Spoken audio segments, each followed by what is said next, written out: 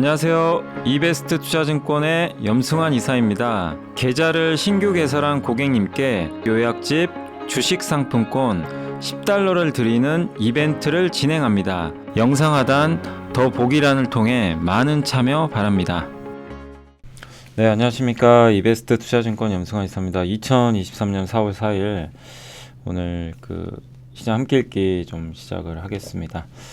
자, 제가 웬만하면 요즘에 이제 다른 얘기 많이 안 했는데 저희 당사에서도 이제 채권 아마 HTS나 MTS 보신 분들은 아마 채권 광고도 보셨을 테니까 좀 많이 이용해 주시면 감사하겠습니다. 저희 회사 좀 계좌도 좀 많이 써주시고요. 예.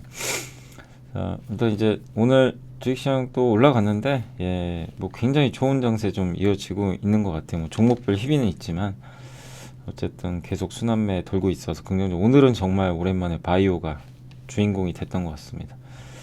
오늘 이제 해드릴 내용은 뭐냐면은 여기 신흥선진시장, 여기 굴삭기 관련된 내용인데 첫 번째가, 두 번째가 이제 조선 최근 데이터 LNG선. 조선사들 왜 이렇게 주가는 좀 부진했지만 LNG 모멘텀이 있고, 피팅 회사들 어떨지, 또 현대차 그룹의 3월 판매 속보, 3월 한국의 반도체 수출 동향이 어떤 의미를 나타내는지, 또 요새 토스뱅크 괜찮냐는 얘기가 많잖아요. 그래서 그 내용도 좀 있고, 그 다음에 요게 정말 긴 보고서입니다. 조선 아마 처음 데뷔하시는 분들이 쓰는 보고서를 잘 보면 좋아요. 정말 정밀하게 분석을 하시는데, 변용진 하이투자증권연구원님이 아마 데뷔작 같습니다. 그래서 조선 항해의 조건, 그 다음에 의류 OEM, SK 하이닉스가 교환사채 발행한 거, 그 의미, 두산 바켓, 또 요게 하이투자증권의 다울투자죠. 다울투자. 참.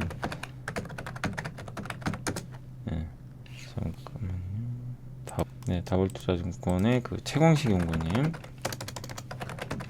유진테크 기업 분석이 있고요. 하나금융지주, 그다음 DLENC, 원익PNE까지 이렇게 기업들이 있으니까 오늘도 내용이 참 많은데 한번 좀 살펴보겠습니다. 일단 이제 굴삭기 쪽은 미국은 좋을 것 같고요. 미국이 기존보다 5,500억 달러의 추가적으로 지금 예산이 더 잡혀서 아마 인프라 투자는 더 늘어날 것 같고요. 그래서 비주거용, 주택용은 좀 꺾이는데 비주거용이 지출이 8882억 달러. 그러면 연으로 따지면 1880억 달러니까 이렇게 되면은 이제 작년보다 21% 더 지출이 증가할 수 있다라는 그런 내용이고, 그 다음에 신흥국으로 보면 글로벌 금속, 석탄의 탑10 기업들의 총 설비 투자 금액이 6.9. 요새 뭐 산업금속 투자 많이 하잖아요. 그런 게 좀 있고, 중동 국가들도 지금 재정 여력이 증가해서 건설을 많이 하려고 하죠. 그러면 이제 국내 건설 기계 쪽엔 긍정적이고, 중국은 올해 지방 부동산이 최대 화두입니다. 그래서 부동산 경기 회복이 제일 중요한 게, 부동산 가격이 올라서 토지 사용권을 매각을 해야 돈을 많이 벌어요. 그래야 이제 중국 정부도 돈을 버니까.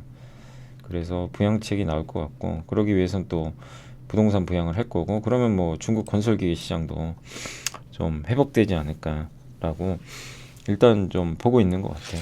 물론 이제 이 부분은 좀 지켜봐야 될 것 같고, 그리고 현대건설기계와 현대두산인프라코 점유율이 많이 떨어졌는데, 이거는 일단 경쟁력의 약화보다도 뭐 중국 시장이 좀 악화된 상황에서 다른 데로 물량을 뺀 거죠. 북미하시는 거. 그런 좀 의견인데, 물론 뭐 이 의견도 맞지만 제가 봤을 때 중국도 잘해요. 그러니까 중국 기업들이 워낙 영업도 잘하고 그러니까 두 가지 겹친 것 같아요. 이런 이유도 있고, 중국 기업들의 경쟁력이 커졌고, 그래서 과거처럼 점유율이 크게 늘게 왔지는 않아요. 근데 그래서 중요한 건 어차피 시장이 커져야 되는데, 시장이 좀 회복한다면 뭐 굴삭기 업체들한테는 좋지 않을까. 그래서 이 세 개의 기업에 대해서 긍정적으로 보셨고, 근데 저는 개인적으로 굴삭기는 이런 대형주들도 물론 괜찮은데, 대형주보다는 중소형 부품주 아시죠? 그런 쪽이 조금 더 괜찮지 않나라고 좀 생각은 하고 있습니다. 자, 그리고 이제 조선업종 끊임없는 LNG선 수주 이 모멘텀이라고 이제 적혀 있는데, 미국의 메이저 쉐브론이 최대 6척의 LNG선 발주 고려 중이다라는 언론 기사가 나왔고, 2척 추가 옵션도 있대요. 그러니까 4척 더하기 2척이죠. 미국이 지금 LNG 투자를 많이 하니까. 그래서 아마 현대사무중공업은 지난주에 2척 수주 따냈거든요. 근데 성과가 예상보다 굉장히 높습니다. 지금 또 카타르 LNG 2차 물량도 작년에 엄청나게 많았죠. 1차도. 그래서 올해 현재까지 17척 대형 LNG선 발주인데 지금 쉐브론 추가 발주, 모잠비크, 카타르 2차까지 합치면 올해 아마 80척 발주될 것 같아요. 근데 LNG선이 보통 60척 이상만 돼도 이게 엄청 발주 사이클이 큰 거거든요. 그래서 장기 평균 발주가 42척이니까 올해 LNG 시황도 매우 강력하지 않을까. 그러니까 작년보다는 못해도 작년이 너무 좋아서 올해도 나쁘지 않은 거죠. 예. 그래서 올해 근데 주가는 좀 부진했지만요. 그래서 그리고 또 긍정적인 게 선주들이 LNG선 지금 수주를 이렇게 발주를 줘도요. 인도 스케줄 보면 이 도크가 꽉 차 있어서 지금 못 받아요. 몇 년 후에 받는데 그래도 계속 발주해요. 예, 필요하니까. 예, 지금이라도 해야 되니까 이 도크가 꽉 차 있기 때문에 발주를 그러니까 늦출 수도 있는데 계속 하는 지금 상황이고 LNG선 점유율은 여전히 높습니다. 중국은 올해 딱 한 척밖에 수주를 못했어요. 올해만 봤을 때는. 그래서 한국 업체들 긍정적이다. 그리고 LNG 수요는 이렇게 인도 예정량이 파란색인데 수요량이 이렇게 많아요. 예, 여전히 공급이 부족하다. 작년에 발주가 너무 많았죠. 또 조선 관련된 이제 비슷한 이제 섹터죠. 조선 기자재 쪽의 피팅, 뭐 태광, 성광밴드 얘기입니다. 그래서 저도 계속해서 이쪽을 보고서도 많이 보고 있고 팔로우업을 해드리고 있는데 뭐 요새 주가 흐름도 괜찮고 주가 비싸진 않아요 그렇게. 그리고 국내 건설사 수주, 해외 수주가 좀 잘 되고 있고 또 국내 건설사 맞지 않게 그 해외에서 발주도 많죠. 중동에서 발주가 이렇게 늘어납니다. 예, 그리고 지난해 4분기 또 S-오일, 삼성중공 이제 국내 기업들이 수주를 이렇게 받았는데 어쨌든 이제 국내 기업들이 이렇게 발주를 그러니까 수주를 받고 나서 피팅까지 발주되는 데는 한 1년은 걸린다. 예, 그래서 그런 것까지 감안하면 올해 분기당 한 1,000억 정도 이렇게 수주가 좀 나오지 않을까 이렇게 보고 있고요. 올해 말부터 분기 1,000억 정도 기대를 하고 있는 것 같습니다. 또 미국 제일 중요한 것 중에 미국의 LNG 에카터미널이죠. 예. 여기 LNG 관련 투자인데 19년도에는 20개 미만인데 지금 34개나 되고요. 가동 시기도 앞당겨지고 있고 그래서 피팅 제품 수출도 이제 증가세로 전환이 됐습니다. 예, 이 부분도 되게 우호적이고 그래서 수출 금액도 올라가고 있고요. 지금 3,700만 달러까지 작년이 2,500만 그래서 미국 수출 늘고 있다. 북미 지역 수출 비중이 15% 미만에서 30%까지 또 원화가 약한 것도 긍정적이고요. 운송 비용도 떨어졌고 순연금이에요. 그러니까 원화가 약할 때 이익률이 증가한대요. 근데 최근에 원화 좀 약했죠. 또 운임지수가 운반 비용이 들어가거든요. 이게 꺾였어요. 이것도 긍정적. 그다음에 현금이 많아요. 그래서 이 금리 인상기에 오히려 나쁘지가 않은 거죠. 금융 비용이 감소하니까 부담이 없기 때문에. 그 밸류에이션도 여전히 저평가돼 있다. 합산 영업이익이 올해 한 40% 정도 증가할 것 같고 또 작년에 카타르 LNG 에카터미널 발주하면서 피팅 업체 수주가 뻥 튀었죠. 예. 그래서 근데 다만 이제 주가 부진했던 이유 중에 좀 하나가 작년 말에 피크아웃 우려. 올해 꺾이는 거 아니냐. 예. 근데 이제 여기서는 하나투자증권에선 좀 올해도 늘지 않을까. 호황기만큼의 수주 증가 될지 않을까 이렇게 기대를 하고 있고 이게 해외 수주 리스트라고 합니다. 이렇게. 하반기 이후로 국내 기업들의 이런 쪽에 다 피팅이 다 들어가요. 발전소도 들어가고 건설, 뭐 플랜트, 해양 플랜트, 뭐 조선, 뭐 이런 데 다 들어갑니다. 피팅 제품 수출 추이고요. 미국 쪽도 지금 여전히 견조하죠 수출이. 증가율은 좀 둔화됐죠. 그 다음에 영업이익률과 원달러 환율은 이렇게 환율과 좀 밀접하다. 환율이 오르면 이익률은 좀 증가한다. 이렇게 보시면 좋겠습니다. 그리고 이제 현대차 그룹의 3월 판매, 그러니까 자동차 뭐 피크아웃 해도 수치 보면 그냥 놀라요. 엄청 잘 나와요. 2018년 10월 이후 5년 5개월 만에 최다 판매에다가 이렇게 되면 영업이익 더 증가합니다. 추정보다. 더 잘 나오겠죠. 1분기 실적은 훨씬 더 좋을 것 같고요. 근데 다만 아쉬운 게 전기차 보조금. 요거 받았어야 되는데 참 아쉽죠. 뭐 어쩔 수 없죠. 뭐 이건 미국 정부가 안 해주는 걸. 안타깝지만 어쨌든 예, 괜찮다라고 말씀드리겠습니다.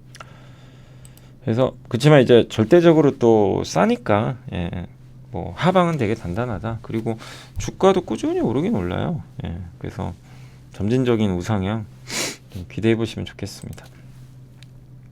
단 이제 이게 폭발적으로 못 올라가니까 좀 답답하죠. 또 3월 반도체 수출 동향 및 시사점인데 신영의 서승현 연구원님이 3월 한국 반도체 수출이 35% 안 좋아요. 8개월째 하락인데 다만 점점 하락폭은 축소됩니다. 전월 대비. 그러니까 최악은 지나간 거예요. 예, 그래서 반도체 수출액의 이제 전년 동기 대비, YOY는 이제 전년 동기 대비인데 증감률이 1월이 바닥이었어요. 개선되는 거죠. 그래서 아마 2분기나 3분기부터는 좀 완연하게, 여기선 3분기부터 좀 업황 개선을 예고를 하고 있는 것 같습니다. 그래서 이렇게 살짝, 예. 그러니까 주식 투자는 저도 이제 많이 좀 뭐 배우고 과거에도 이런 데이터들 봤을 때 저도 항상 이제 사람인지라 좋으면 좋게 보이고요, 나쁘면 나쁘게 보이는데 어쨌든 이걸 반대로 해석은 해야 되는 것 같아요. 예. 아니, 그러니까 나쁜 건 나쁜 거예요. 아직도 안 좋아요. 근데 투자할 때는 이렇게 안 좋을 때 해야 돼요. 예. 지난 과거 역사가 말해줘요. 반도체가 막 이렇게 수출 잘 될 때 있잖아요. 이때는 주가가 거의 꼭지거든요. 그런 경우 많았어요. 결국 꺾이는 거고, 최악일 때는 이제 주가가 바닥인 경우가 많았고, 예. 그러니까 오히려 이렇게 악화될 때 투자해야 돈 버는 것 같습니다. 근데 그게 가능한 건 과점이라 그래요. 안 망하거든요. 예. 반도체 회사들은 막 10개가 아니고, 그래서 이런 이제 최악일 때 투자가 가능한 거죠.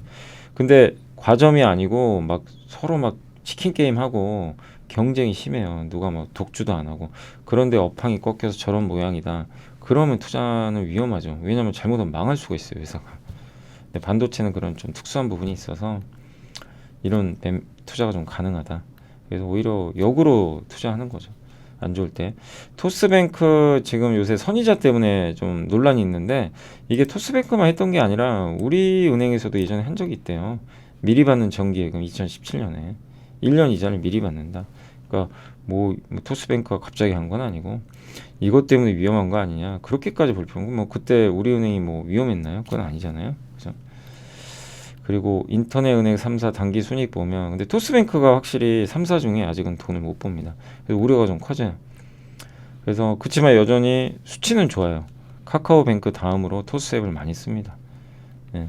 그리고 카카오뱅크는 여전히 고객수 꾸준히 증가하고, 뭐 굉장히 고객수 자체는 완만하지만 증가하고 있고, K뱅크도 그리고 토스뱅크도 급격하게 보세요, 쭉쭉쭉 늘고 있어요. 예. 그러니까 이런 거 보면 크게 리스크는 없고, 그 다음에 순이자 마진 카카오뱅크는 근데 전반적으로 대출이 좀 많습니다. 네. 대출도 이제 주로 뭐 담보대출이나 전월세, 약간 마이너스 이런 쪽. K뱅크도 꾸준히 올라가고 있고요. K뱅크 대출도 지금 최근에는 이렇게 가계대출이 좀 많이 있는 것 같아요. 이게 토스뱅크도 좀 순이자 마진은 올라가요. 그러니까 조달금리 대비해서 이제 이 대출금리 같은 거 계산해 보면 이게 이제 이익률이죠. 은행에서 제일 중요한 게 이거거든요. 이게 올라오는 거는 괜찮은 거예요. 다만 이제 대출 증가율이 확 꺾였죠. 주로 이제 가계대출을 좀 약간 늘렸는데 기업 대출도 많이 늘어나고, 다만 이제 차이가 하나 있어요. 이 인터넷 은행 3사가 왜 자꾸 토스를 가지고 토스뱅크가 실리콘밸리뱅크 같은 회사 아니냐 이렇게 얘기들을 많이 하세요. 비슷할 수도 있어요. 왜냐하면 카카오뱅크는 우리나라 은행과 비슷해요. 그러니까 그 시중은행과 대형은행과 비슷한 게 주로 예금을 딱 받죠. 여러분한테 예금을 받으면 대출을 해요. 그 대출 비중이 압도적으로 많죠. 진한 파란색. 유가증권은 채권이나 뭐 주식이나 이런 것들로 분산을 해놓은 거거든요. 근데 토스뱅크는 보세요, 반대죠. 그러니까 이거 뭐가 잘못, 이렇게 돼서 또 적자 본 거 아니냐, 막 이제 이런 우려가 있어요. 예. 그런 좀 우려였는데, 근데 이제 왜 그럼 손실을 봤을까? 예수금 규모가 좀 감소했대요. 예수금이 좀 감소하면 토스뱅크가 이제 요즘에 금리 매력도가 떨어지니까 사람들이 금리 이제 인터넷 은행에서 일부 좀 돈을 좀 뺀 것도 있겠죠. 옛날에 고금리를 줬는데, 그러다 보니까 그렇게 예수금이 감소하면 유가증권도 같이 감소하거든요. 그게 하나가 있었고, 그리고 자기자본 비율이 꽤 제가 알기로는 좀 그렇게 아주 낮은 편은 아닌데 업종 내에서는 좀 낮은 편이라고 하더라고요. 근데 그게 이게 채권 평가 손실로 인해서 자본 비율 하락을 좀 막기 위해서 유가증권을 좀 매도한 거 아니냐. 그러니까 약간의 손해를 보고 채권을 이제 매도한 거죠. 비율을 맞추려고. 이제 그런 것들이 좀 약간의 우려 요인으로. 그러니까 적자를 자꾸 보니까. 예. 그래서 회사에 심각한 문제가 있어서 그랬다기보다는 이제 자본 비율 규제도 맞추고 예. 하면서 그러지 않았나 이렇게 보고 있고, 이게 SVB거든요. 실리콘밸리뱅크는 10년 만기 채권 비중이 80%입니다. 예. 근데 유동성 커버리지 비율은 뭐냐면 향후 30일간 순현금 유출액, 그러니까 앞으로 한 달 동안 순현금 유출액을 계산을 해가지고요.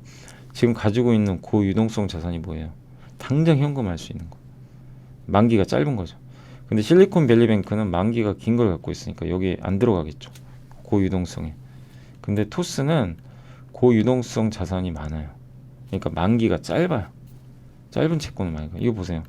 LCR 비중이 높을수록 이제 유동성 위기가 적다는 얘기거든요. 당장 뭐 뱅크런이 좀 발생한다고 하더라도 돈이 나가도 다른 이제 갖고 있는 만기가 짧거나 예금 가지고 막을 수가 있어요. 근데 시중은행이 101%인데 지금 토스뱅크가 640%입니다. 어마어마하게 많은 거죠. 카카오뱅크보다도 높아요. 그만큼 이제 유동성에는 큰 문제가 없는 거죠. 자기 자본 비율은 조금 낮은 편이지만 그래도 규제 어느 정도 10% 이상은 유지합니다. 예. 그리고 올해 1분기엔 더 늘어났고, 이런 거 보면 그냥 일각에서 뭐 이렇게 나오는 것처럼 뭐 정말 위험하지 않냐, 뭐 선의자 지급하는 거 이건 뭔가 이상하다, 그렇게까지 볼 건 아닌 것 같아요. 제가 봤을 때. 그러니까 우리가 명확하게 이런 건 봐야죠. 예. 그리고 토스뱅크 연내 흑자 전환 가능성 점검인데 흑자 전망을 하고 있대요. 회사에서는. 예. 보통 대출 자산 규모가 8에서 10조 갈 때 흑자 난대요. 현재 토스뱅크가 8.5조 정도 된다고 합니다.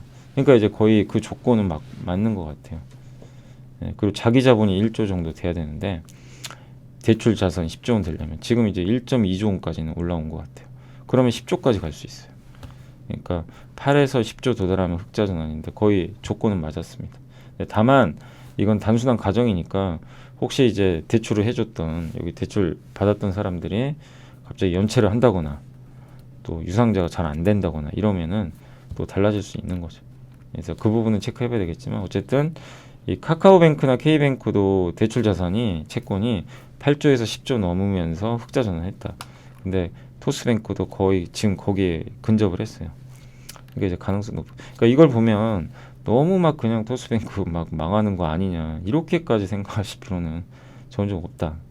네, 저도 그렇게 좀 바뀔 수는 있어요. 뭐 상황 모르는 거니까. 근데 우리가 좀 객관적으로 보자 이거죠. 냉정하게. 자, 그리고 조선 항해의 조건인데 하이투자증권의 변영진 연구원님이 조선주, 이게 진짜 긴데요. 좀 말씀드리면 조선주 주가는 수주와 연동이 되는데 이게 연결고리가 약화됐대요. 수주 잔고가 20년 말 대비해서 2년 동안 125%나 증가했으면 시총도 그만큼 늘어야죠. 근데 겨우 시총이 12%. 그러면 이건 뭐죠? 저는 오히려 이걸 본 순간 기회 요인이라고 보여져요. 그죠? 숫자를 보면 뭐가 잘못됐잖아요. 수주가 없어진 건 아니잖아요. 그럼 이 주가가 지금 문제가 있는 거죠. 근데 왜 못 갔을까? 기회 같긴 한데, 이게 왜냐하면 그동안에 이제 보면 수주는 따낸 것 같은데 맨날 적자 보고 돈은 언제 벌 거고 맨날 충당금 쌓고 이러니까 이제 안 믿어요. 수주가 이익으로 돌아야 되는데 그게 좀 이제 믿음이 부족한 거죠. 그래서 이제 올해부터 중요한 게 뭐냐면 조선주들 실적이 중요합니다. 이제 수주도 중요하지만 수주는 이미 많이 했거든요. 이게 실적이 따박따박 찍혀주면 이제 사람들의 생각이 바뀔 거예요. 그래서 이제 계속 체크해 봐야 돼요. 예.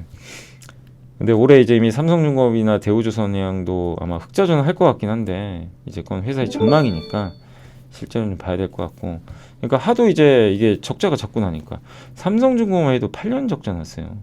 그러니까 사람들이 안 믿어요. 아니 수주 하면 뭐하냐, 돈도 못 버는 걸, 이거예요.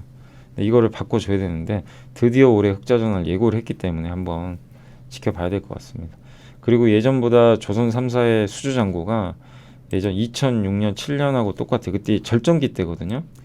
그때 PBR이 1.9배, 2.91배인데 지금 1.3. 근데 그럴 수밖에 없는 게 실적을 안 믿으니까 할인 받을 수밖에 없는 거죠. 근데 수주 잔고 중에 상선 비중이 높거든요. 86.8인데 옛날에 해양 플랜트는 만들기도 어려운데 비중이 좀 있었어요. 그리고 반복 건조가 가능한 상선이 비중이 크면 리스크가 그렇게 크지가 않습니다.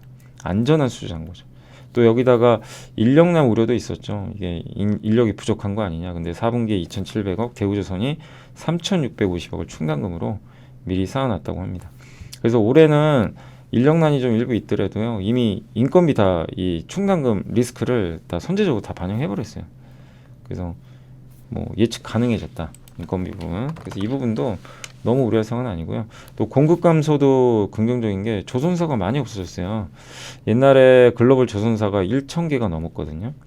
근데 22년 현재 344개 정도로 이제 줄었어요. 그만큼 진입 장벽이 이제 높아질 수밖에 없고 승자의 시대죠. 그리고 우리나라 조선사는 글로벌 최상위권이니까. 예. 그리고 우리나라는 LNG 운반선 평균 점유율이 무려 85%나 됩니다. 거의 독과점이죠, 그냥. 그 다음에 원유 운반선도 비중이 절반 이상으로 늘어났고 고부가 가치 선박을 다 잘해요. 그리고 인력 문제를 좀 더 세분하면 2027년까지 43,000명이 필요하대요. 계산을 해보니까 많이 필요한데 아마 그래서 내년까지는 인력은 좀 부족할 것 같다. 근데 정부의 지원 이런 쪽 관련해서 아마 상황은 좀 개선되고 있고 좀 인력이 부족하니까 생산이 과부하되겠죠. 한 사람이 더 해야 되는 일이 많으니까. 근데 그건 25년부터 해소될 것 같고 그래서 아마 급여도 올라갈 거예요. 그럴 가능성이 높고 시황은 이미 그러니까 인력 확보에서 제일 중요한 게 아니 조선사에 내가 일을 하려면 일단 조선업황이 좋아야 될 거 아니에요. 그게 보여야 되니까. 근데 시황은 여전히 좋아지고 있고 06년보다 그리고 업황이 뭐 슈퍼사이클은 아닌데 꾸준하게 점진적 우상에 이제 가까울 것 같고 또 거기에 이제 급여도 올리겠죠 당연히. 지난 한 10년간 불황일 때는 급여가 오히려 떨어진 것 같더라고요. 그러다 보니까 많이 이탈한 거죠. 그리고 이제 선박별로 보면 LNG 운반선이 제일 지금 중요하죠 우리나라에서는.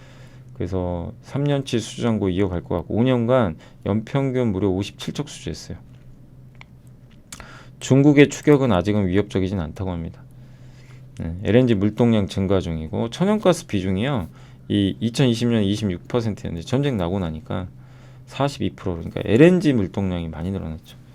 미국이 유럽으로 수출 많이 하고 그래서 1위 했고 그래서 미국의 적극적인 투자는 여전하고 그래서 그걸 계산해 보니까 2030년까지 262척이 부족하대요.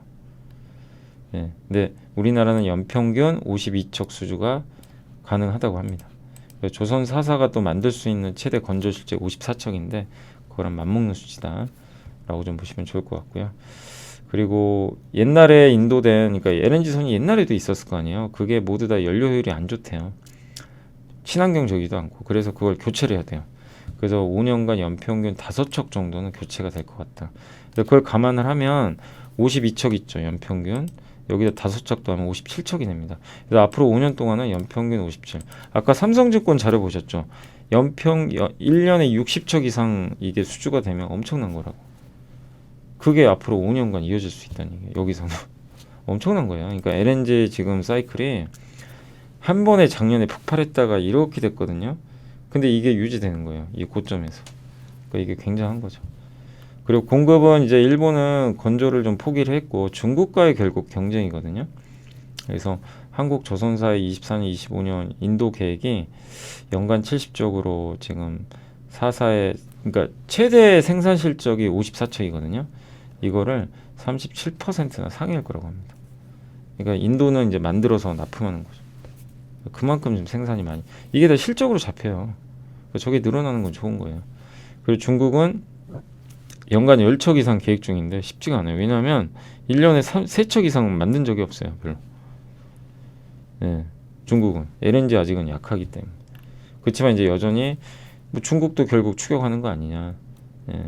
맞습니다. 중국도 견제는 해야 돼요. 방심해서는 안 되고. 어쨌든 중국이 원래 후동중어 혼자 만들었는데 4개 회사가 더 붙었어요. 한 번도 만들어 본 적이 없는 4개 기업이 붙었습니다. 위협은 있죠. 그래도 그게 그냥 말처럼 뭐 배 만든다고 되나요? 시간 걸리죠. 그래서 최소 5년간은 독주할 것 같다. 그리고 중국이 수주하는 건요. 자국 거예요. 자국 해운사들 있죠. 거기서 발주하는 거예요. 아니 일본 이쪽 일본 쪽인데 일본 쪽도 중국계 자금이 들어간대요. 그러니까 해외 업체가 중국에 발주하는 경우는 없어요. LNG선. 여기 나왔죠. 2014년 끝으로 해외 선사가 한 건 없고 다 대부분 자국. 예. 그리고 무엇보다 중요한 게 수주를 따내면 뭐합니까? 건조가 중요하죠. 제대로 만들어야죠. 옛날에도 LNG선 만들었는데 제대로 못 만들어가지고 한번 난리 났잖아요. 중국이. 그래서 그렇지만 이제 그래도 이제 건조를 하다 보니까 실력은 늘어난 것 같아요. 후동중화 조선이 평균 LNG 운반선은 무려 55개월 동안 만들었는데 이제는 29개월까지 한국과 비슷해졌어요. 그러니까 점점 개선은 되는데 후동중화 하나 정도고 아직은 위협을 느낄 상황은 아니다. 네, 이렇게 보시면 좋겠고 탱커는 일단 너무 없어요. 이 원유 운반선이 너무 부족하대요. 전체 그러니까 전체 선대 중에 수주 잔고가 4.2%밖에 안 됩니다. 거의 배가 지금 부족해요. 예. 그리고 운송거리도 계속 왜냐하면 러시아에서 유럽으로 못 보내죠. 원유를. 예. 러시아 원유는 다 다른 데로 가니까. 그러면 이제 유럽 같은 데도 원유 같은 거 수입하려면 배로 다 해야 되거든요. 그래서 원유 운반 수요가 늘어납니다. 그래서 또 옛날에 2003년 8년에 대량 발주한 적이 있었거든요. 호황기 때. 이게 폐선 연령 20년 다 다가온대요. 그럼 이제 1, 2년 내로 교체 발주도 해야 돼요. 근데 다만 이제 매크로 환경이 지금 안 좋으니까 또 성과도 비싸고 그래서 적극적으로 좀 발주는 안 한대요. 네. 중고선 위주로만. 근데 결국엔 하반기에 이 금리 인상 멈추는 게 그래서 되게 중요해요. 금리 인상이 멈추면 선박 발주도 늘어나고요. 환경이 바뀌어요. 예, 투자 안 하려고 했던 기업이 투자를 하게 되고 그 다음에 뭐 당연히 유동성도 좋아지니까 반도체한테도 유리하고 금리 인상이 정말 중요해요. 그래서 실리콘밸리 뱅크 터지고 나서 오히려 증시가 올라버린 게요. 금리가 꺾여버렸잖아요. 예, 참 아이러니한 거죠. 한쪽에서는 이거 망하는 거 아니냐. 예, 이거 위험하다. 주식을 이제 팔아야 된다. 뭐 이렇게 이제 그 비관적으로 이제 옛날에도 그랬으니까 옛날에 그 리먼이나 그렇게 보시는 분들도 계셨지만 지금 시장이 원하는 건 그런 이제 경기 침체보다는요. 시장은 경기가 안 좋아지면 오히려 이걸 호재로 받아들여요. 예. 그래서 금리 인하할 거 아니냐. 금리 인상 멈추는 거 아니냐. 유동성. 실제로 그게 맞았죠. 실리콘밸리 뱅크 이후로 증시가 올라버렸어요. 그게 이제 이런 이유들 때문입니다. 그러니까 이런 것들이 우호적으로 작용하는 거예요. 그러니까 조선사들도 이렇게 금리 인상 멈추면 좋은 거죠. 예. 그리고 어쨌든 탱커 수요는 앞으로 많이 늘 것 같고 환경 규제도 해야 돼요. 근데 LNG, 메탄올, 암모니아 뭘 쓸 거냐 아직 결론은 안 났습니다. 그리고 현재 탱커 선사 50개 중 상위 25개가 99.6% 점유하고 있는데 이들 선대 중에 교체 임박 선령 18년 이상 된 게 54척, 16년 이상이 112척. 요 정도 된대요. 이거 다 나중에 교체해야 되거든요. 얼마 안 남았어요. 25년부터 교체를 해야 되면 지금부터 발주 들어가야 돼요. 교체. 수주해야죠, 지금부터. 수주해야 한 1, 2년 후에 건조가 되니까. 그래서 교체 수요는 본격적으로 뭐 늦어도 내후년부터는 나오지 않을까. 그래서 거대한 10년 사이클이 나올 수도 있대요. 컨테이너선은 가장 공급이 많아서 그렇게 상황이 좋은 건 아니에요. 공급이 많다는 얘기는 발주가 안 된다는 얘기죠. 근데 여기 그렇다고 해서 컨테이너선을 나쁘게 보면 안 되는 게요. 여기도 여전히 노후 선대가 많아요. 예, 환경도 중요하고 그리고 컨테이너 선사 중에 그 동맹 맺었던 2M 얼라이언스 세계 최대 해운사 MSC랑 머스크가 이제 공동으로 운항을 하거든요. 근데 이게 헤어졌어요. 내년부터 헤어진다고 합니다. 그럼 어떻게 돼요? 서로 각자 도생. 그럼 투기적으로 발주할 수 있어요. 서로 또 치킨 게임 할 수도 있습니다. 어떻게 돼요? 우리나라 조선사한테 나쁜 게 아니에요. 조선사 입장에서 만들어 달라고 하면 만들어 주면 되니까. 그래서 투기성 발주가 될 수 있고 2010년 전후로 그때 해운사 치킨 게임이 한 번 있었대요. 그때 20개 중 절반이 도산했대. 그때 이제 이렇게 동맹을 맺으면서 그때 이제 머스크의 2M 동맹 해체 및 어쨌든 이제 독자 노선 선언은 결국 또 이 치킨 게임을 예고하는 거 아니냐. 이런 좀 얘기를 하고 있는 것 같아요. 또 실제로 그런 것 때문인지는 100% 확실하진 않지만 HMM과 CMA, CGM이 올해 2월에 현대사무중공업에 각각 7척에 12척의 대량 발주를 했고요. 양밍도 현대중공업 5척. 그러니까 뭔가 좀 분위기가 좀 바뀐다는 거죠. 컨테이너선 공급 과잉인 줄 알았더니 발주를 해요.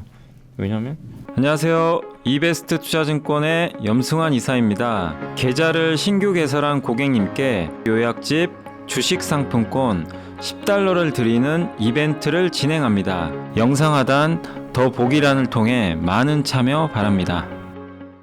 두 개의 큰 선사가 지금 헤어졌기 때문에.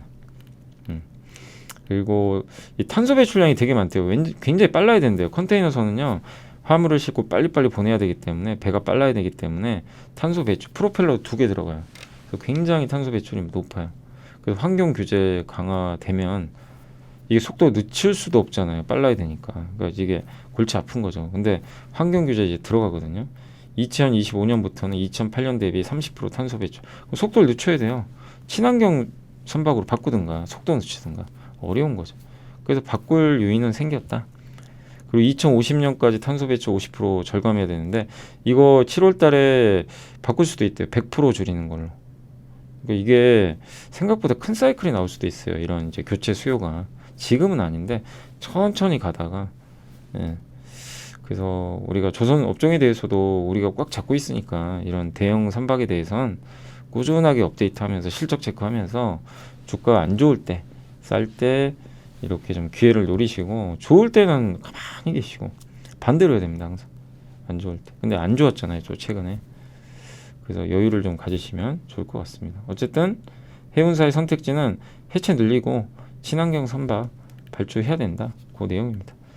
자, 그래서 2010년, 20년 이후 불일치 심하라고 하는데, 아무튼 이게 조선 3사 시가총액과 수주가 안 맞아요. 그 조선소 수도 많이 줄었죠. 그 다음에 LNG 운반선 국가별 점유율인데 뭐 한국이 압도적입니다. 그냥 요게 한국이고요. 그 다음에 요게 LNG 선이에요. 운반선. 이렇게 생긴 거고, 그 다음에 신규 수주는 한국이 118적, 작년에. 중국도 많이 했어요. 중국에 근데 이 듣도 보도 못하던 조선사들이 들어와. 후동중환 유명해요. 근데 여기가 제대로 건조할지 모르겠고, 거의 많이 만들 때가 4척이었네요. 평균 2.3척. 근데 10척을 만든다? 쉽지 않다는 거죠. 그 중국 조선사는 연간 건조 능력은 검증이 안 됐어요. 근데 건조 질은 좋아졌죠. 왜? 단축됐으니까 건조기가. 수주 실적은 늘었어요. 근데 수주 실적이 중요한 건 아닙니다. 수주의 질도 중요한데 해외 선사가 발주를 안 합니다. 자국 선사가. 그 의미가 좀 떨어지는 거죠. 그리고 탱커는 선봉량이 이렇게 적어요. 공급이 없어요. 원유 물동량이 이렇게 늘어나니까 수요는 증가하고, 속도, 컨테이너선은 이렇게 빠릅니다. 그래서 환경 문제가 좀 있어요. 너무 빨리 달리면 탄소 배출이 많거든요. 이 탄소 배출량이 컨테이너선이 제일 많죠. 근데 저도 이거는 새로 안 사실인데, 저는 벌크선이 제일 많을 줄 알았어요. 저 그냥 내리 속에 약간 이제 저가형 이런 선박들이 훨씬 더 탄소 배출 많은 거 아니냐, 그렇게 생각했더니 아니에요. 컨테이너선이 훨씬 많아요. 이건 저도 좀 새로운 사실입니다. 자, 그리고 이제 대신증권의 유정현 정환서, 이거 의류 OEM인데 재고가 줄어야 돼요. 이 앞단에 월마트, 타겟, 갭, 이런 룰루레몬, 나이키, 아디다스. 근데 재고가 줄고 있대요, 실제. 그래서 3분기부터 수준 늘 것 같고, 이러면 우리나라 의류 OEM한테 좋은 거죠. 그래서 가장 영향을 많이 주는 회사 3개가 있대요. 룰루레몬, 그 다음에 갭, 그 다음에 아디다스. 룰루레몬은 영업무역에 영향을 줍니다. 영업무역 매출에 가장 많은 게 룰루레몬 같더라고요. 근데 룰루레몬 잘 나가요, 여전히. 매출 성장률도 높고. 그러니까 영업무역이 굉장히 단단한 이유가 고객사가 짱짱해요. 그래서 안정적이다. 근데 갭은 한세실업이 주요 고객사인데 갭이 안 좋았죠. 적자나고. 그러니까 한세실업 주가가 많이 빠졌어요. 반면에 갭이, 근데 그만큼 안 좋으면요, 갭이 영원히 안 좋겠어요? 터닝하면 한세실업이 제일 많이 오르겠죠. 레버리지가 큰 거예요. 그래서 한세실업도 수주 증가 좀 기대되고 있고, 아디다스는 되게 안 좋다고 합니다. 새로운 CEO도 선임을 했는데도 재고 처분 손실도 좀 일부 있었고 손익이 부진할 수밖에 없대요. 그래서 화승엔터가 좀 되게 안 좋았어요. 아디다스가 잘 나가야 되는데 못 나가니까. 근데 그러니까 아직은 화승엔터는 좀 반반인 게요. 몰라요, 지금 아디다스가 어떻게 될지. 좀 지켜보실 필요는 있고, 다만 하반기 좀 괜찮아진다면 주가 회복되겠죠. 그리고 유독 한세실업만 많이 부진했는데, 한세실업이 경기에 되게 민감합니다. 갭을 앞에 두고 있으니까. 근데 갭도 이제 조금씩 재고가 좀 주는 모습들이 좀 나오니까 하반기는 한번 기대해 볼 만하고요. 다만 이제 계속 지속적으로 관찰을 하셔야 됩니다. 그래서 요게 나이키도 재고 감소, 룰루레몬은 재고가 뭐 원래 많지는 않았고요. 아디다스 많이 늘었죠. 감소하고 갭도 늘었다가 이제 줄기 시작하고 있습니다. 그래서 영업무역 주요 고객사 룰루레몬 내 비중이 이렇게 점유율이 이렇게 높고요. 갭이 적자 났었죠. 근데 갭은 아마 올해 2분기부터 터닝할 것 같아요. 재고도 이제 감소할 것 같고 아디다스도 이제 올해는 좀 재고 감소하지 않을까. 재고정이 있어 좀 안 좋았는데 어쨌든 거의 똑같이 가죠. 주가가 화생엔터랑. 예. 그래서 이렇게 재고가 많습니다. 이거 뭔가 반도체 같지 않으세요, 여러분? 반도체 재고 이렇게 늘었잖아요, 지금. 거의 똑같죠. 예. 재고 늘 때 주가 안 좋아요. 보이시죠? 희한하죠. 여기 올라갔다 망가집니다. 재고 넣으니까. 예. 여기 한세입니다. 이 파란색. 제일 꼴찌예요. 근데 재고가 준다면 반대로 가겠죠. 예. 그런 내용이니까 한번 참고해 보시면 좋겠고. 그러니까 약간 한세 실험은 좀 반도체 하이닉스 보는 듯한 그런 좀 느낌이 드는 그런 좀 비슷한 흐름이다. 경기에 되게 민감하다. 이렇게 보시면 되겠고. SK하이닉스가 교환사채 발행을 했는데 2조 규모고 이걸 너무 그러니까 안 좋게 보기도 하죠. 뭐 좋다는 건 아니에요, 사실. 그만큼 자금이 부족하고 또 주식이 늘어나는 거잖아요. 자사주가 이제 처분되는 거니까. 그리고 11만 1180원 이상 가면 매물 나올 수 있어요. 그게 이제 위가 막혀버리는 거고. 이런 것들이 물론 업황 좋으면 저거 뚫는 거죠. 뭐 교환사채가 중요하다기보다는 업황 좋으면 저거 뚫고 갑니다. 당연히. 예. 그렇지만 어쨌든 이제 지금 당장 봤을 때 업황이 좋아 보이지도 않는데 저게 막는 것 같고 위를 그게 좀 부담을 느끼는 것 같아요. 다만 세 가지 긍정적인 것도 있으니까 너무 나쁘게만 보지 말자는 내용인 게 일단 올해 돈이 차입금 3.8 설비 투자 8조 원 더하면 11.8조가 필요하대요. 근데 이미 올해 4.7조 확보해놨거든요. 여기서 2조니까 6.7 기존의 5조 현금 얼추 비슷해요. 그러니까 올해는 넘길 수 있어요. 다만 전제 조건은 더 이상 나쁘면 안 돼요. 막 업황이 너무 안 좋아가지고 대규모 적자 계속 쏟아지면 더 힘들어질 수도 있습니다.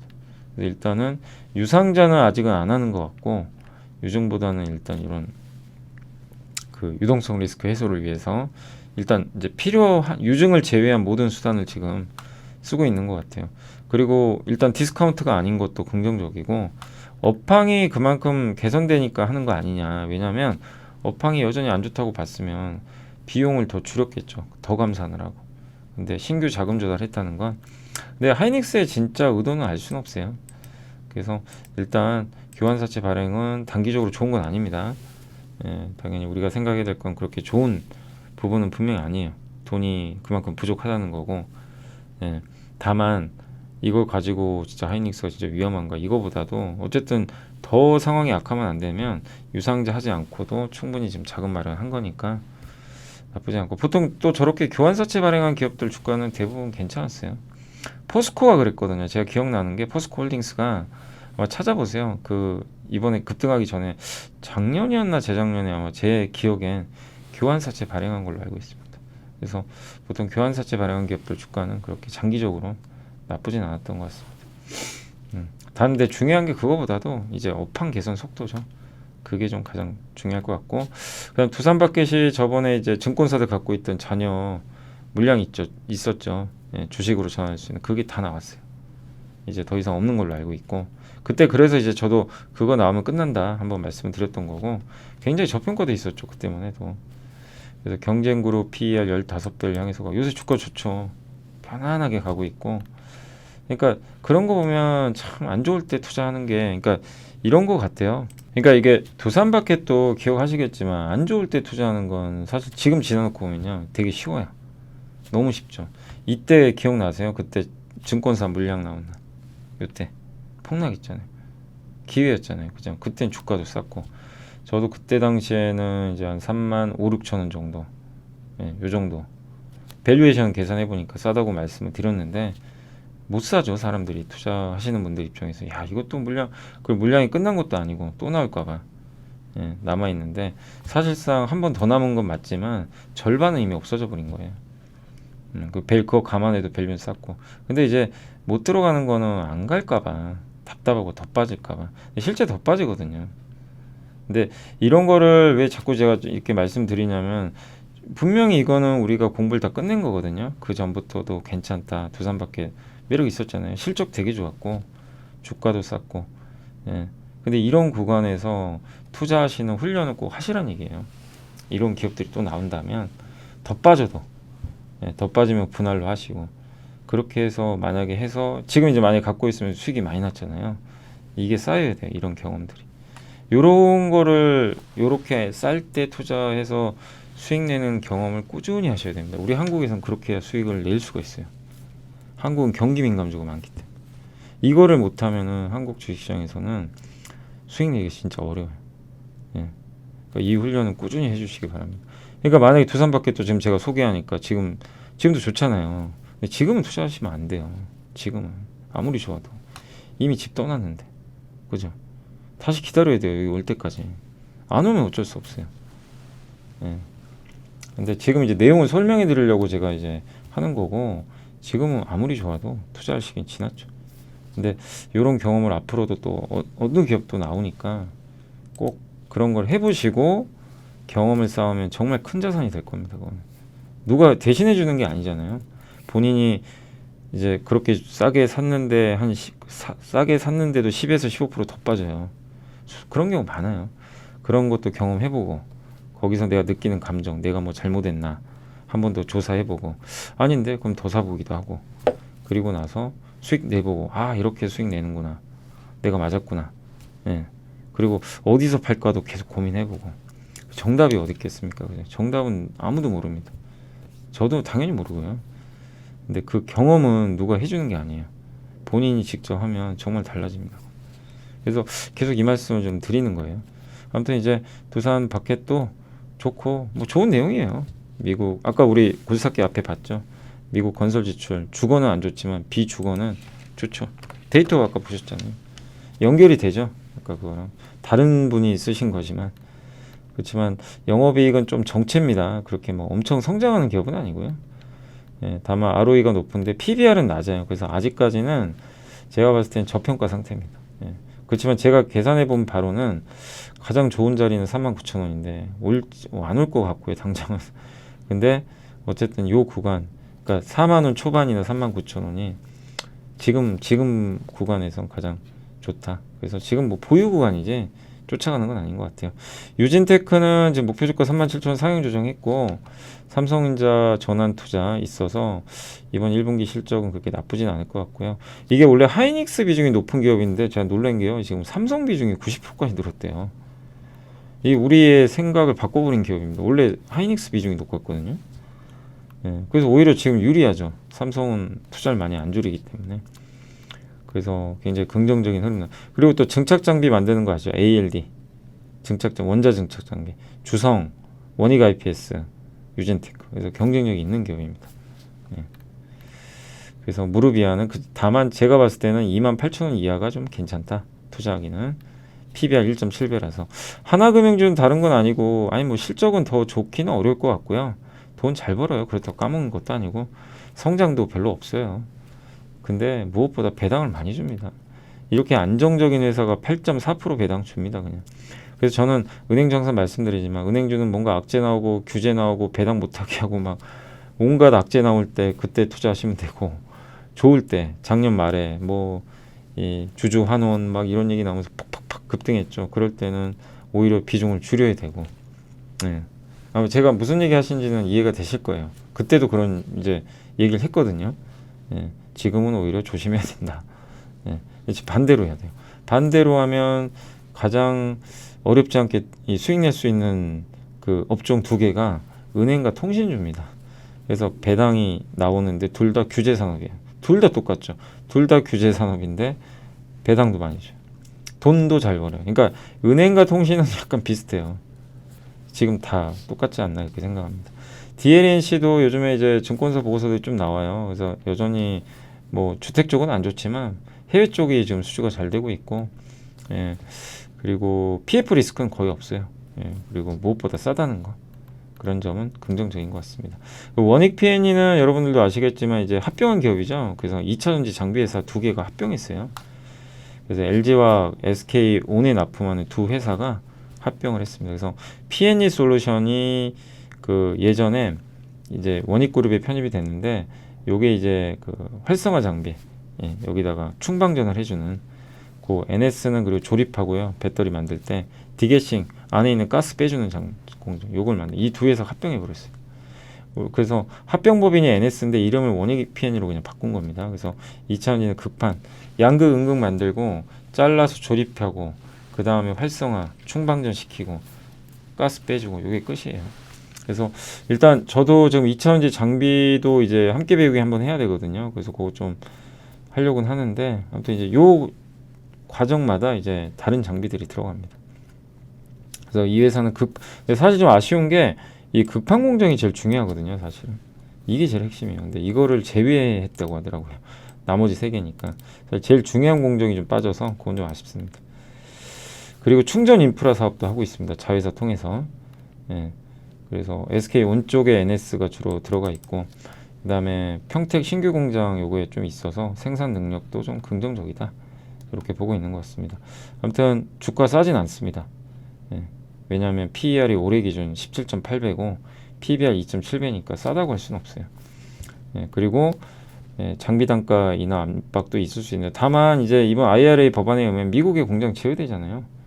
거기 조립해야 되니까 한국 장비사들이 어쨌든 더 경쟁력이 있어진 건 긍정적이지 않나 싶고, 여기 2차 전지 장비사들 이게 밸류체인이래요. 이렇게 보시면 믹싱, 요거는 한번 여러분들이 참고하시면 좀 좋을 것 같습니다. 그래서 주가는 좀 싸지 않다는 게 조금 아쉽습니다. 그래서 싸질 때까지 기다리시면 되죠, 뭐. 그죠? 근데 이런 내용이 있다는 것만 염두에 두시고, 그 다음 전자공시에서는 그 어제는 없었던 것 같고요. 그 다음에 내부자 매수가 좀 있었던 것 같은데, 제가 내부자 매수를 어제 안 적어놨네. 예. 있었는데 그건 내일 좀 보여드리죠. 어제 내부자 매수가 있긴 있었거든요. 갑자기 기억이 안 나요. 예. 그러니까 여러분들 어떻게 보시는지 아죠? 함께 배우기 시간에 제가 옛날에 내부자 매수 어떻게 보는지 알려드렸어요. 한번 찾아보세요. 함께 배우기 있으니까. 제가 어제 보고 여기다 메모를 안 했네요. 자, 그리고 오늘 시황 좀 빠르게 말씀드리겠습니다. 오늘 보고선 다 했고, 오늘 일단 시황은 오늘 주식시장은 일단 강세 마감됐죠. 양시장 모두 다 좋게 잘 끝났고요. 현재 코스피가 2480포인트에 끝났고, 이제 2500을 넘기가 참 어렵긴 합니다. 네. 코스닥은 좀 부담돼요. 오늘 2차전지 흔들리더라고요. 근데 코스닥은 제 생각엔 좀 쉬는 게 좋아요. 무리할 필요 없어요. 여기도 쉬어져야 또 한 단계 더 둬야가지, 억지로 올라봐야 나중에 후유증이 더 생깁니다. 그러니까 계단식 상승이 제일 좋아요. 예. 근데 아무튼 지금 조금 오버스팅 하는 것 같고, 다만 코스피는 달라요. 코스피는 뭐 오른 것도 없어요. 그래서 저는 개인적으로는 좀 코스피 대형주 쪽이 좀 낫지 않나, 일단 이렇게는 보고 있어요. 왜냐면 좀 덜 올라서 그런 거고, 오늘 외국인들은 어쨌든 뭐 오늘도 주식을 좀 많이 팔았습니다. 주로 전기전자하고 철강주, 포스코 엄청 팔더라고요. 근데 개인들이 어마어마하게, 포스코 왜 이렇게 사시죠? 지금은 저는 아닌 것 같은데요. 지금 제 생각엔 옛날에 쌀 때 많았잖아요. 근데 너무 많이 오른 자리니까 단기간. 근데 외국인은 아랑곳 안 하고 그냥 막 퍼버버립니다. 근데 저도 역시 아직 포스코 끝났다고 생각은 안 해요. 근데 이제 단기에 너무 올랐으니까 좀 쉬어갈 수는 있는데, 아무튼 지금 개인과 외국인의 싸움이 심해요. 그동안 개인이 이겼어요.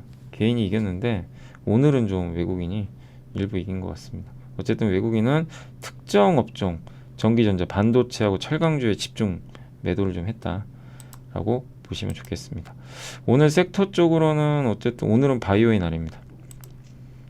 정말 바이오주들도 고생 많이 하셨는데 오늘은 바이오의 날이고, 저는 이제 개인적으로 요새 우리가 바이오는 아닌데 헬스케어 쪽에서 우리가 좀 공부했던 기업 중에 좀 앞으로 더 공부를 좀 하려고 하거든요. 의료 AI. 루닛 또 기억나시죠? 요것도 있고, 여기 의료 AI가 좀 시장이 굉장히 커질 것 같아요. 그래서 좀 공부는 좀 요새 간간히 좀 하고 있거든요. 근데 너무 올라가지고 지금 뭐 적극적으로 하실 필요는 없는데, 또 MITech 그 혈관 스텐트 아시죠? 요 기업도.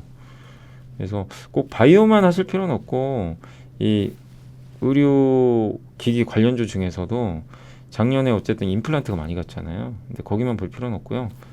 우리가 임플란트 하기 위한 필요한 그 레이 같은 기업들도 있을 거고, 그래서 저는 이제 개인적으로 MI텍, 레이, 루닛, 뭐 뷰노도 있더라고요. 뷰노도 의료 AI 이쪽을 좀 공부는 하고 있어요. 근데 완벽하게 아직 공부는 안 됐습니다. 네, 여러분들도 한번 시간 될 때 뭐 구글링 하셔가지고 지금 투자라는 걸 얘기하는 게 아니라요. 공부를 완벽하게 하셔야 돼요. 그리고 나서 투자의 의미가 있지. 그냥 뭐 좋을 것 같아, 그냥 사자, 이거 아무 의미 없습니다. 그렇게 해서 수익 내봐요.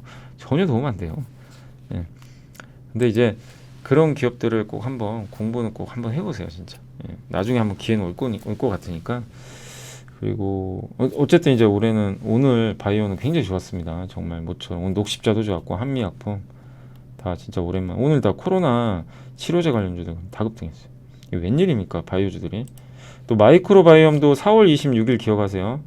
그날 미국의 경쟁사가 FDA 승인 임박했어요. 하면 좋죠. 근데 실패하면 또 안 좋을 텐데, 지노맨 컴퍼니, 고바이오래, 요 기업들한테 굉장히 중요합니다. 4월 26일이. 그리고 오늘 제약주 좋았고, 오늘 음원 음반주도 오늘 좀 괜찮았던 것 같고요. 오늘은 CJENM이 좋았고요. 하이브하고. 그리고 요새 게임주 중에서 컴투스 괜찮아요. 왜냐면 글로벌 출시했던 그 게임이 요새 괜찮대요. 반응이 괜찮다고 합니다. 그 저번에 한번 보고서 한번 보여드렸죠. 일매출 좀 나온다. 좀 확인은 필요했는데 실제로 지금 최근에 그 매출이 늘고 있다고 합니다. 좋았고, 건설기계 오늘 좋았고요. 예, 오늘 되게 좋았네요. 건설기계. 진성TC도 좀 괜찮았던 것 같고, 또 조선업종 오늘 괜찮았습니다. 오늘 삼성중공업이 좋았네요. 오늘 영화, 의료기기, 오늘 의료기기도 굉장히 좋았고, 또 화장품, 편의점, 관광업체 다 골고루 반등을 해준 것 같습니다. 예, 그리고 웹툰주도 좋았고요. 다 조선 기자재도 오늘 괜찮았습니다. 태광이 5%나 올랐군요. 그리고 대신에 오늘 좀 안 좋았던 게 LED 장비. 오늘은 LED 장비가 아니라 이 반도체 장비죠. 장비 소부장 그냥 오늘 두들겨 맞았습니다. 하이닉스 빠져가지고 2차 전지하고 오늘 반도체가 안 좋았어요. 많이 빠졌죠. 전고체, 배터리, 뭐 2차 전지 소재도 오늘은 차별화된 건요. 분리막은 급등했어요. SKC 같이 좀 못 올랐고, 분리막, 전해 이쪽은 좋았는데 반대로 이쪽 그동안 많이 오른 기업들. 그러니까 조금 조심하실 건, 이렇게 너무 오른 기업들이 있잖아요. 이렇게 변동성이 커지거든요. 그래서 올라갈 때 하지 마세요. 그리고 못 오른 기업의 대표 회사가 그 솔브레인 홀딩스 같은 거 있죠. 이거 완전 왕따 당한 기업이잖아요. 그죠? 그러니까 이게 무슨 얘기냐면 2차 전지 내에서도 차별화돼요. 2차 전지 내에서도 너무 오른 건 빠지고요. 급나가고, 이 안에서도 뭐 전해액이나 분리막, 동박같이 못 오른 애들 있죠. 이쪽은 순환매 타고. 그러니까 이런 흐름으로 지금 좀 최근에 바뀌고 있다. 그래서 요 현상이 좀 며칠은 이어질 것 같아요. 그렇다고 뭐 2차 전지가 끝난 건 아닙니다. 단 이제 좀 쉬어갈 수는 있다. 염두에 두시고, 오늘 그래서 2차 전지에서 이노베이션이 제일 못 올랐잖아요, 그동안. 그래서 상대적으로 강했고, 두 개의 기업은 좀 빠졌고요. 오늘 하이닉스가 좀 안 좋다 보니까, 오늘은 어쨌든 전반적으로 IT 기업들은 좀 부진했습니다. 휴대폰, 그러니까 오늘은 IT는 안 좋았어요. LG 디스플레이도 안 좋고, OLED 그래서 좀 빠졌고, OLED 관련주들 오늘 좀 많이 밀려버렸죠. 근데 또 기회가 오는 것 같아요. 그리고 리오프닝 섹터도 좀 오늘 약했고, 그 정도 같습니다. 자, 그리고 이제 시총 상위 기업들 한번 보고 한번 이제 마무리하도록 하겠습니다. 그래도 전반적인 분위기는 좀 아쉬운 건 IT가 좀 약한 건 좀 아쉽지만, 다른 업종들은 뭐 괜찮고, 2차전지 빠지는 거는 이게 어쨌든 갖고 계신 분들 기분 나쁘죠, 빠지면. 근데 영원히 오를 수는 없어요. 그래서 순환매 차원으로 한번 보셔도 좋겠고, 외국인들도 작정한 거 보세요. 포스코를 그냥 작정하고 팔죠. 그냥 그래, 저렇게 해도 포스코는 비싸진 않아요.